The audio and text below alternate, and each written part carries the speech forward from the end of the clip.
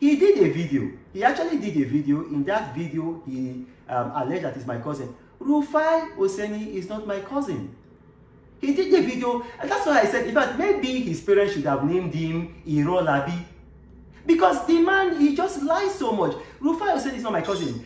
Yes, Rufai Oseni is a half-brother to, would I say, some people who are relatives of mine. So if he had been the same father with them, he would have been a distant relative of mine. But he's only a half-brother to them. I believe that he shares a mother with them, and he's not related to me in any way, shape, or form. However, his half-siblings are related to me. They are distant relatives. You have to understand one thing. I'm Ishakiri.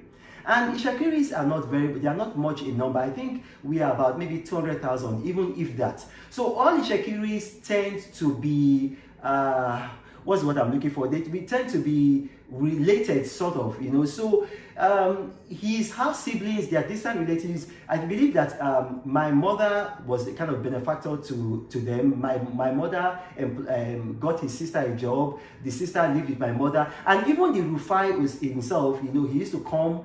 Because, you know, obviously, if the half siblings are coming on holidays, we can't say that, okay, you should not come. So he would come with them. You know, he would come to my parents' house. My parents would take. I'm not happy saying all of these things. I don't even want to say it because. No, it looks like a family problem, which I thought that because you mentioned before saying this separately. I'm not very comfortable with it. I mean, this interview is about Chicago. No, hang on, please. I need to say this. I only mentioned Rufai Oseni's name in the context of the lie he told during that interview. I did not mention his name in the context of other things because he apologized to me in the presence of Mr. Nduka Obagbena, the proprietor of Arise Television, and I told him, I said, I forgive you. And if you look at it, I did a tweet saying that Rufai Oseni has apologized to me privately, and I've accepted his apology and I move on. However, immediately after he apologized to me, he left the studio and then called my brother and began to threaten me. And then my brother recorded the conversation. He threatened me, he said he was going to kill me, he was going to destroy me, he was going to take me out. So all of this, my brother now recorded all the conversation, and then my brother sent it to me. So when my brother sent it to me, I now called Mr. Nduka Obagbena and I said, look, this is the man that you made apologize to me. He apologized to me, he begged me, and I told him I forgave him. Immediately after he apologized, he left your studio to go and call me, and I played the recording from Mr. Nduka Obagbena.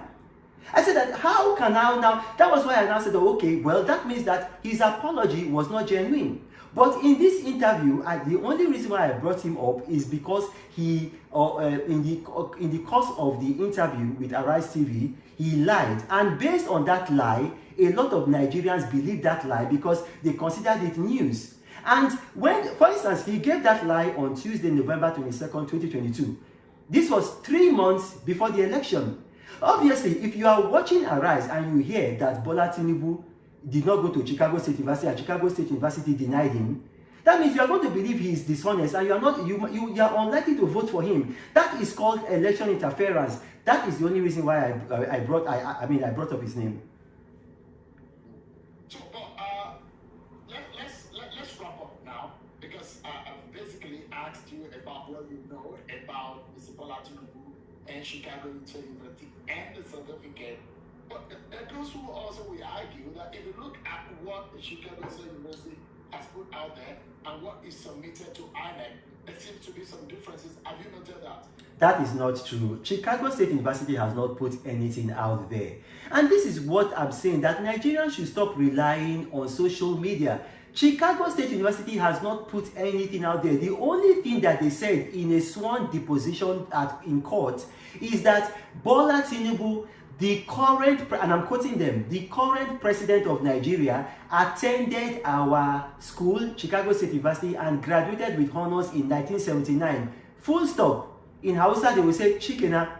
They have not revealed anything about his records, about his age, about his gender, about his height, or anything else. All they just said is that we confirm that this man attended our university, He graduated in 1979 with honors. Full stop. If you want to see his academic record, we are not going to give it to you. But if the court gives us an order, then we will comply with that order and release those documents.